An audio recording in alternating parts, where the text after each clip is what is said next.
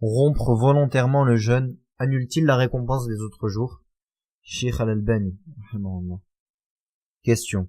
Celui qui rompt volontairement un jour de jeûne du mois de Ramadan est-il privé de la récompense des autres jours? Réponse de Cheikh Al-Albani. La réponse est tirée de deux choses. La première est la parole d'Allah dans la traduction approchée. Quiconque aura fait un acte de bien, ne serait-ce du poids d'une fourmi, le verra, et quiconque aura fait un acte de mal, ne serait-ce du poids d'une fourmi, le verra. Le deuxième est que nous n'avons aucune preuve montrant que celui qui rompt volontairement son jeûne un jour de jeûne du mois de Ramadan et jeûne les autres jours, son jeûne n'est pas accepté par le Seigneur de l'univers. Nous n'avons aucune preuve sur cela. Et même si on trouvait une telle preuve, je m'appuierai alors sur le verset d'Allah. Quiconque aura fait un acte de bien, ne serait-ce du poids d'une fourmi, le verra. Et quiconque aura fait un acte de mal, ne serait-ce du poids d'une fourmi, le verra. Et il obtiendra donc une bonne récompense pour son jeûne et sera châtié pour avoir rompu volontairement un jour, sauf si Allah veut lui pardonner sans le châtier. Car cela entre sous la volonté d'Allah, exposée dans sa parole. Allah ne pardonne pas qu'on lui associe quoi que ce soit, et il pardonne en deçà à qui il veut. Ceci, si les gens de la question est bien que cet homme a rompu volontairement son jeûne sans excuse légale. Au sujet de la rupture volontaire du jeûne, il est un hadith qu'on rappelle sur les chers et dans les assises dans lesquels ils prétendent que le prophète alayhi salatu wassalam aurait dit « Celui qui rompt volontairement un jour de jeûne du mois de Ramadan ne peut compenser ce jour même en jeûnant toute sa vie. » Il peut m'être permis de dire « Louange à Allah », ce hadith n'est pas authentique.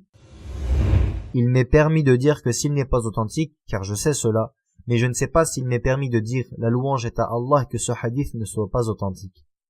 Ceci, car il montre le châtiment de celui qui rompt volontairement un jour de jeûne du mois de Ramadan, et dit que même s'il jeûnait toute sa vie, il ne pourrait compenser ce jour. Je dis cela en liant cette question, qu'il est important de rappeler à cette occasion, même si elle concerne la prière, qui est un des 5 piliers de l'islam, comme vous le savez. Le prophète alayhi salatu wassalam a dit « La première chose sur laquelle le serviteur d'Allah sera jugé au jour de la résurrection est la prière. Si elle est complète, il aura réussi et sera sauvé.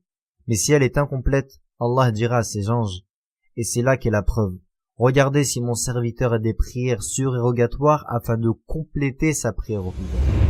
C'est-à-dire que s'il a été écrit qu'un musulman devait négliger une prière, ne pas accomplir volontairement une prière à son heure, la voie pour sortir de cette situation a été exposée dans ce hadith authentique. Et cette voie est qu'il accomplisse de nombreuses prières surérogatoires, afin qu'au jour où il rencontrera Allah, la récompense qu'il aura amassée à travers ces prières surérogatoires vienne compenser celle qu'il a perdue en négligeant cette prière obligatoire.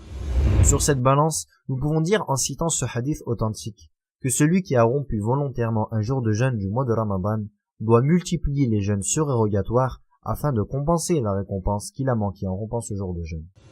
Ainsi, nous pouvons dire que le hadith cité précédemment est faible, aussi bien dans sa chaîne de transmission que dans son sens.